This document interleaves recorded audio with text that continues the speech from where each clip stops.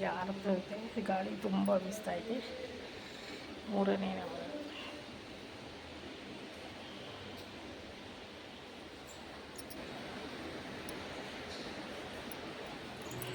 ಶ್ರೀ ಚಂದ್ರಘಂಟಾದೇವಿಯ ಮೂರನೇ ದಿವಸ ನೋಡಿ. ಇದು ನಾನು ಮೊದಲ ಬಾರಿಗೆ ತಾಯಿ ಆರಾಧನೆ ಮಾಡ್ತಾ ಇರೋದು. ಸೊ ಯಾವಾಗ ಹೊಸ್ತಿಲ ಪೂಜೆನೇ ಮಾಡ್ಕೊಂಡು ಬರ್ತಿದ್ದೆ.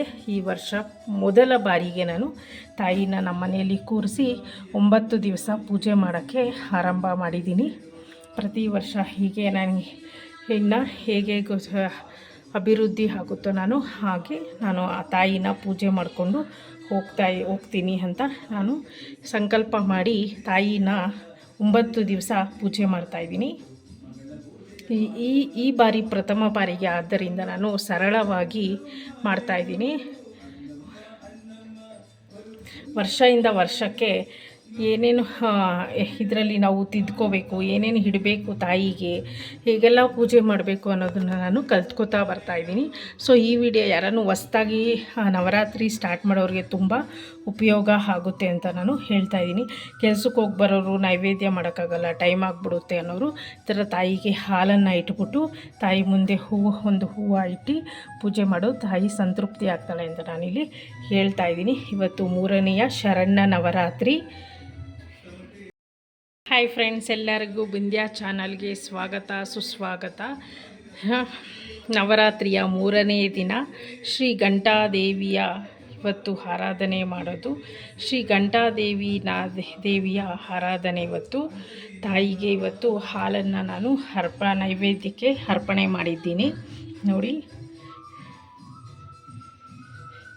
ಮತ್ತು ತಾಯಿಗೆ ಕನಕಾಂಬರ ಹೂವನ್ನು ನಾನು ಅರ್ಪಿಸಿದ್ದೀನಿ. ನೈವೇದ್ಯಕ್ಕೆ ಹಾಲಿಟ್ಟಿದ್ದೀನಿ. 2 ದಿನದ ಪ್ರಕಾರನೇ ಸೇಮ್ ಅದೇ ಥರ ನಾನು ಹೂವು ಎಲ್ಲ ಇಟ್ಟು ಪೂಜೆ ಮಾಡ್ತಾಯಿದ್ದೀನಿ. ಈ ಹೂವು ಎಲ್ಲ ಬದಲಾಯಿಸಿ ಇವಾಗ ಹೂವು ಎಲ್ಲ ಇಟ್ಟು ಅಲಂಕಾರ ಮಾಡಿದ್ದೀನಿ. ಇವಾಗ ದೀಪ ಹಚ್ಚಿದ್ದೀನಿ. ಮಹಾಮಂಗಳಾರತಿ ಮಾಡೋಣ. ಸಾಂಬ್ರಾಣಿ ಕಡ್ಡಿ ಎಲ್ಲ ಧೂಪ ಹಾಕೋಣ. ಎಲ್ಲರಿಗೂ ನವರಾತ್ರಿ ಹಬ್ಬದ ಶುಭಾಶಯಗಳು. ಈ ವಿಡಿಯೋ ನಿಮಗೆ ಇಷ್ಟ ಆದರೆ ಲೈಕ್ ಮಾಡಿ, ಶೇರ್ ಮಾಡಿ. ಹೊಸ್ದಾಗಿ ನೋಡ್ತಾಯಿದ್ರೆ ನನ್ನ ಯೂಟ್ಯೂಬ್ ಚಾನಲ್ನ ಸಬ್ಸ್ಕ್ರೈಬ್ ಮಾಡಿ, ಬಿಂದ್ಯಾ ಚಾನಲ್ಗೆ ಒಂದು ಲೈಕ್ ಕೊಡಿ ಅನ್ನೋದನ್ನ ನಾನು ಈ ಮೂಲಕ ಹೇಳ್ತಾಯಿದ್ದೀನಿ. ಇಲ್ಲಿಗೆ ಹಚ್ಚಕ್ಕೆ ದೀಪ ಕೂಡ ರೆಡಿ ಮಾಡಿ ಇಟ್ಕೊಂಡಿದ್ದೀನಿ.